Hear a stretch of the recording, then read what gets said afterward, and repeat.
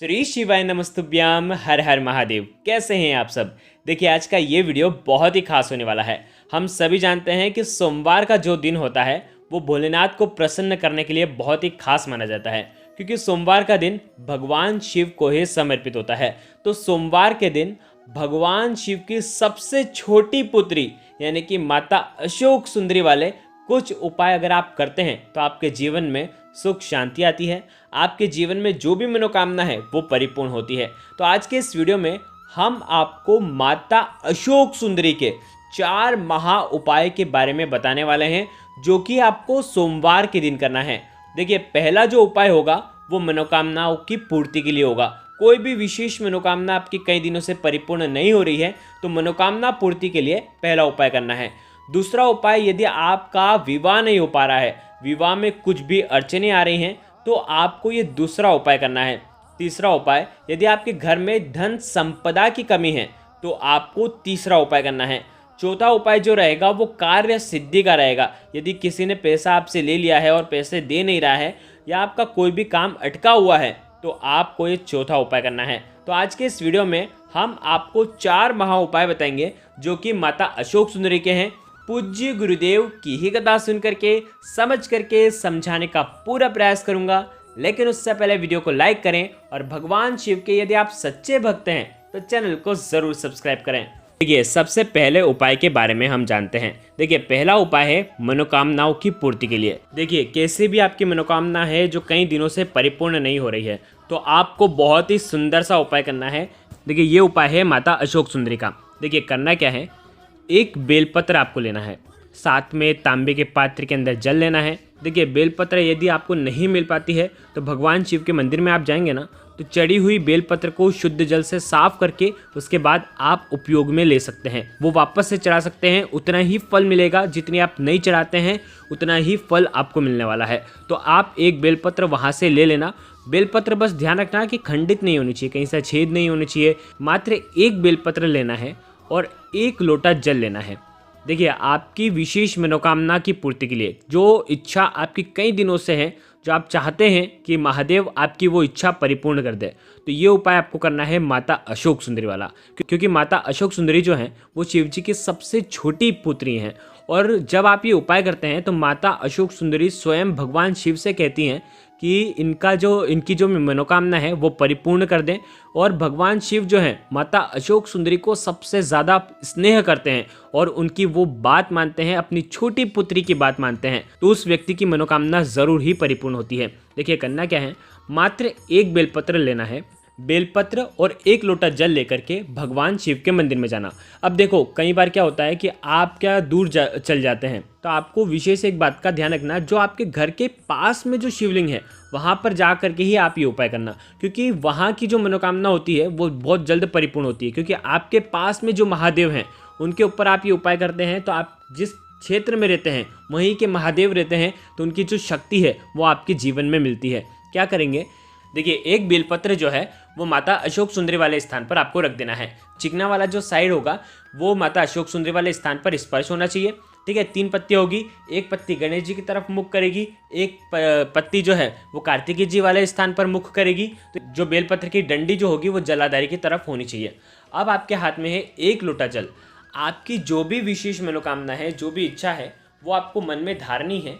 और उसके बाद ये जो 1 लोटा जल है सबसे पहले आपको माता अशोक सुंदरी वाले स्थान पर आपको अर्पित करना है। फिर पार्वती माता के हस्तकमल के वहाँ पर पूरा गोल घुमा देना है और उसके बाद अंत में भगवान शिव के शिवलिंग पर आपको अर्पित कर देना है। जो भी मनोकामना होगी जो कई दिनों से परिपूर्ण नहीं हो रही होगी, ये बस एक बार ये उपाय करके देखिए, आपकी वो मनोकामना जो है, वो इच्छा जो है वो जल्द ही परिपूर्ण हो जाएगी।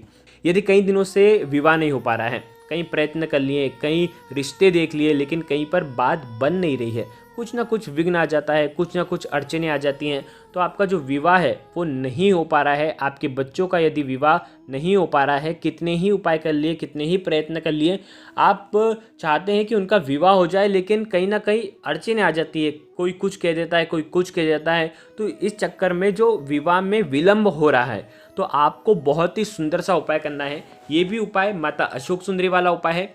मात्र आपको 1 बेल पत्र लेना है।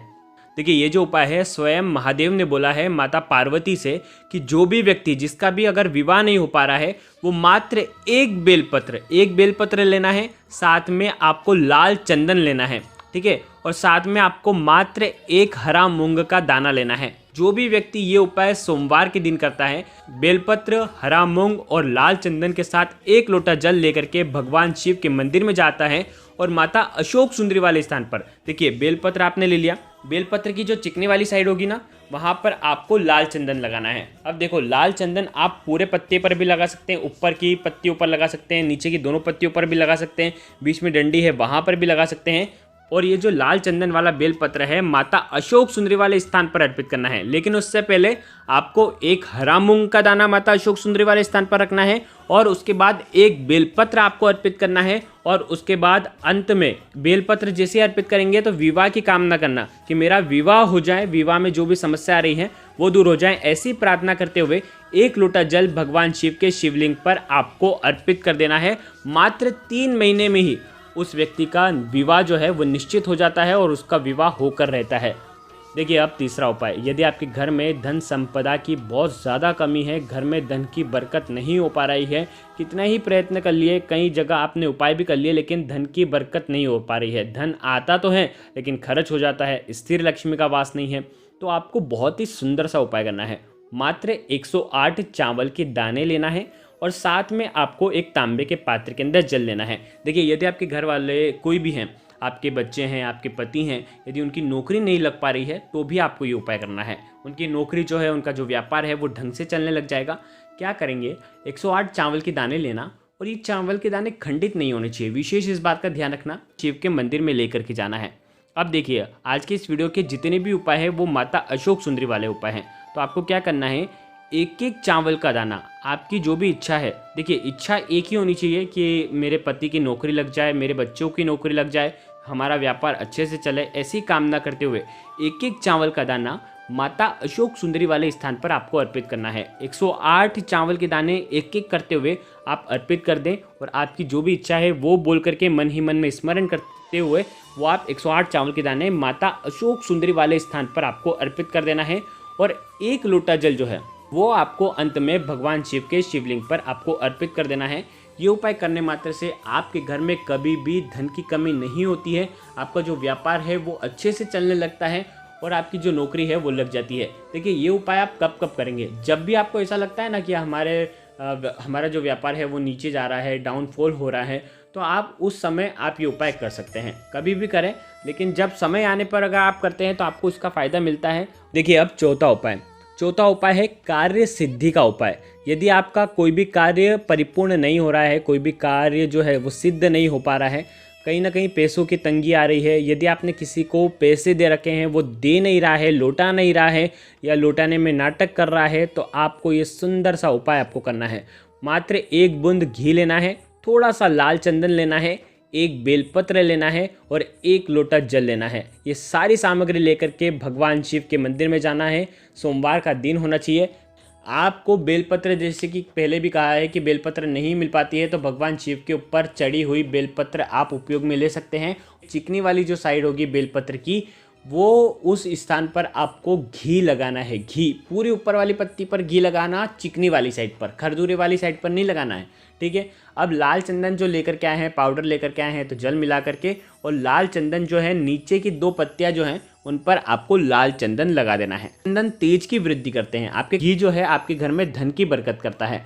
तो इस प्रकार से ये जो बेलपत्र है माता अशोक सुंदरी वाले स्थान पर आपको उल्टी अर्पित कर देना है।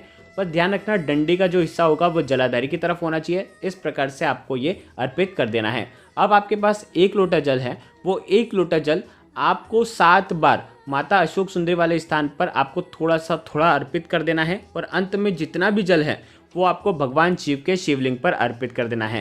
ये उपाय करने से आपके कार्य सिद्ध होते हैं। जो कई दिनों से आप सोच रहे हैं कोई कार्य करने के लिए, तो उसके पहले भी आप ये उपाय कर सकते हैं। बहुत ही सुंदर सा उपाय है, केवल सोमवार, प्रदोष और शिवरात्रि पर ही आप ये उपाय कर सकते हैं। हमने आपको 4 महा उपाय बताए हैं जो कि हैं माता अशोक सुंदरी के। अगर आपको कुछ भी चीज़ समझ में ना आए तो कमेंट में पूछ लेना, गलती नहीं करना है। श्री शिवाय नमस्तुभ्यम। हर हर महादेव।